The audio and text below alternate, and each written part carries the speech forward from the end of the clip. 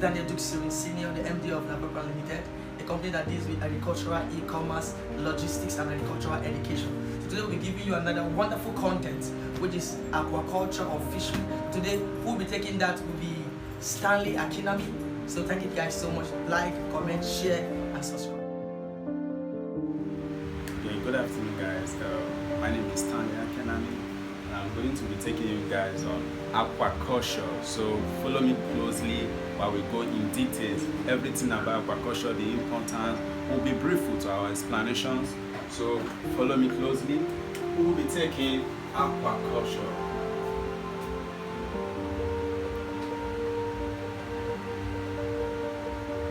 Aquaculture, we have been hearing this name aquaculture, and I believe it's not new to us. This actually means two things. This is aqua, which is water. This is culture, which is also known as rearing. So which means aquaculture entails the rearing of aquatic organisms. It could be fish, it could be clams, it could be seaweed. But today we will be more concerned about rearing of fish, and we'll be talking about some of the importance of rearing fish and the rest. Follow me closely, like I said. So we'll be working on the following. We'll done intro, which I said aquaculture is the rearing of aquatic organisms, fish, clams, or seaweed, or even plankton like zooplankton, daphnians, and the rest, rotifers and the rest. But our major concern is fish, and the importance of aquaculture.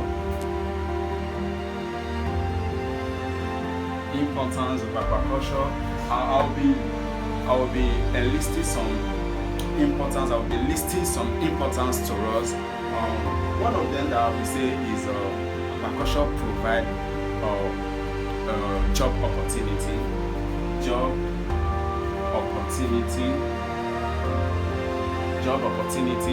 and in aquaculture, at the back of your backyard, you can practice fishing. That is fish farming, or fish you can use different water holding receptacles like concrete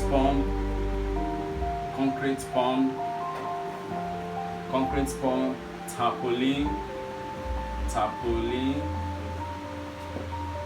You can also, if there is enough space, you can also dig 80 pond, and you can also use any spacious thing that can hold water. Feed them well, feed them in the morning, feed them in the afternoon, feed them in the evening. With calculated feeding ratio, you feed them well, maintain good water quality, you will be making great money. Like when I mean money, like when you stock like let's say 1,000 pieces.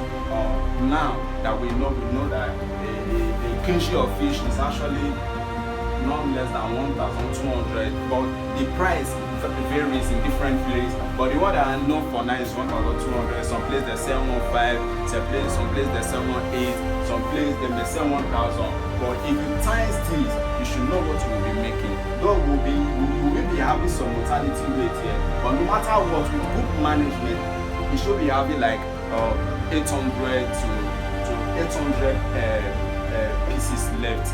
So if you time this, you should be knowing what you are making. So it provides opportunity, and it can be passive way of income that you can be doing all that job. Once you feed them, you don't need to sleep with your fish.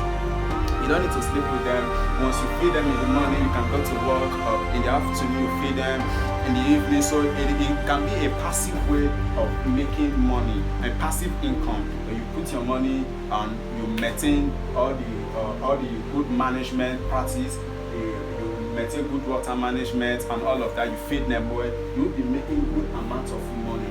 Then another importance of this that I would like to share with all is that fish protein is readily available, and it's very cheap compared to the protein of animal. That's the protein of fish.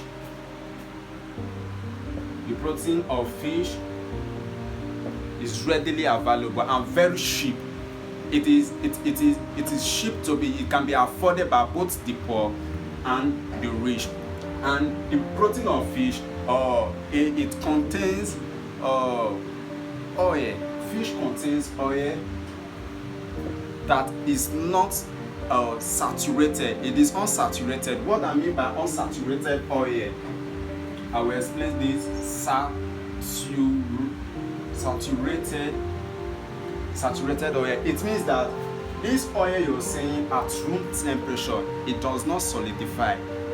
You know, there are some oil we buy at room temperature and they become solidified. It has disadvantage in our body, that it blocks the veins in which your blood flow through, and it causes high blood pressure.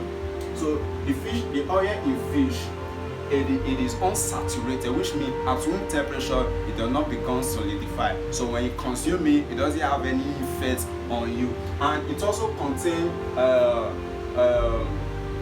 omega-3. Omega-3. Very important. It is very important. We need it. And animal protein, you will not find this. And we have heard medical that when you're growing old, you should not be taking red meat and all of that. It is all of this, oil and omega-3. When you're getting old, you shouldn't be taking red meat. You shouldn't be taking meat. But we are all advised that you should be taking fish because of all the health benefits and all of that. So this is one of the importance of aquaculture. The protein that we get, first, it is very cheap. So obtain. Secondly, it contains unsaturated oil. Then thirdly, it contains omega-3 with other many vitamins and minerals that fish contains. And another importance of it that I will share with us, there are many, but for the sake of time, I will just be sharing a few with us. Another importance of it that I will share with us is that when you practice aquaculture, first you are self-employed. Secondly, and that is what I want to share, is that it enhances food security. It enhances food security, and we know with the high rates of population, birth rate, and all of that, we see that the population is growing every day. It's growing rapidly every day, and is really outgrowing the food available for consumption. And with time, we will be having crisis of food shortage and all of that. And before you see malnutrition, sickness, and all of that. So by practicing aquaculture, it promotes first what I first explained, the protein. And note, protein is needed. Protein builds the body up, the body, the tissue, and all of that. It builds us up. So we need protein every day. We need protein every day. We need protein every day, and in a good proportion in our meal. So it promotes more production of fish protein. And fish protein, like I said, is more preferable than meat protein.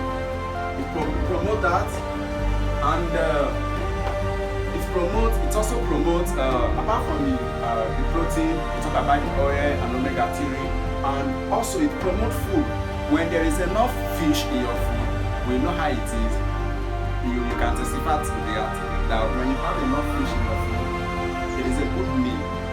It's a good meal. So the practice of aquaculture enhances food security through the culture of fish. We'll be having more abundance of fish for both the poor and the rich, and it also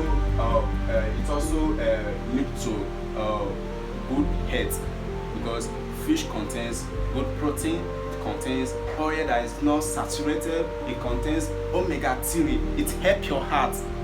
So that is another importance of aquaculture. Another importance again that I will share with us is that this is our government. We know in Nigeria we will be having a lot of economics. We'll be having a lot of economics or breakdown, all of that, this and the high dollar rates with naira. Everything is increasing every day. And something that our government is even encouraging the youth is to go back to agriculture before we develop oil.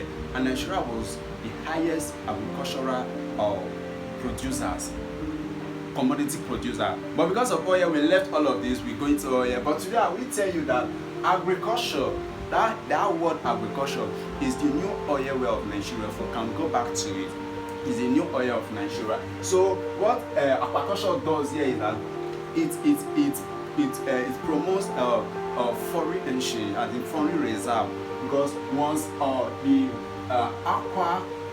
what you caution in aquaculture, mostly fish, clams, shrimps, and the rest, they can be exported to other countries in exchange of dollar. We'll be having high dollar reserve in Nigeria, which we make the naira, the value of naira to increase. We will stop the importation of a lot of fish, frozen fish, and all of that into Nigeria. We will have enough of fish to eat, and also have enough to take out of the country to other countries for sale.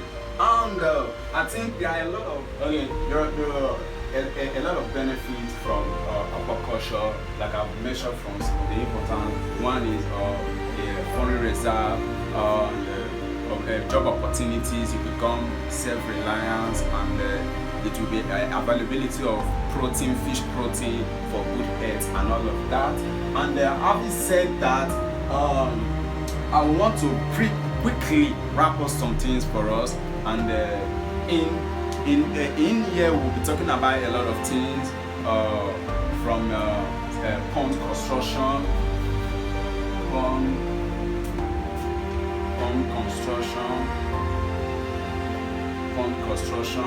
and stocking density, or let's say breeding first, breeding and management,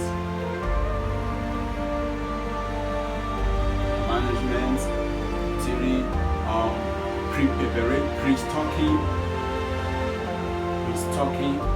we're talking about pre-stocking. 4, we'll be talking about stocking density. We'll be talking about stocking density. 5, we will be talking about water management, or physical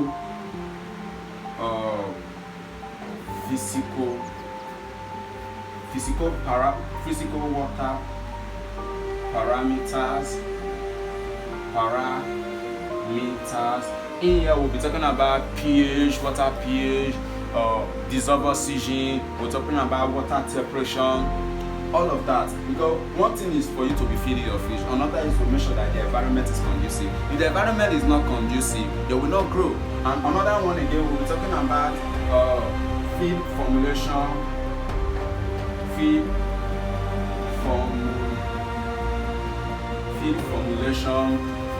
saturation feeding, a well calculated biomass, and all of that. That you don't just go and feed your fish, you feed them. The proper way of feeding your fish is to feed them according to their biomass. What I mean by according to their biomass, you feed them according to their body weight. That's why we will now come across FCRO, conversion ratio, and all of that. We'll be talking of all of these, and talking about marketing. We're talking about security and all of that. One thing is to have all these in place, and also security too. And the big one that I feel it is very interesting that you should know is what we'll be talking about. It is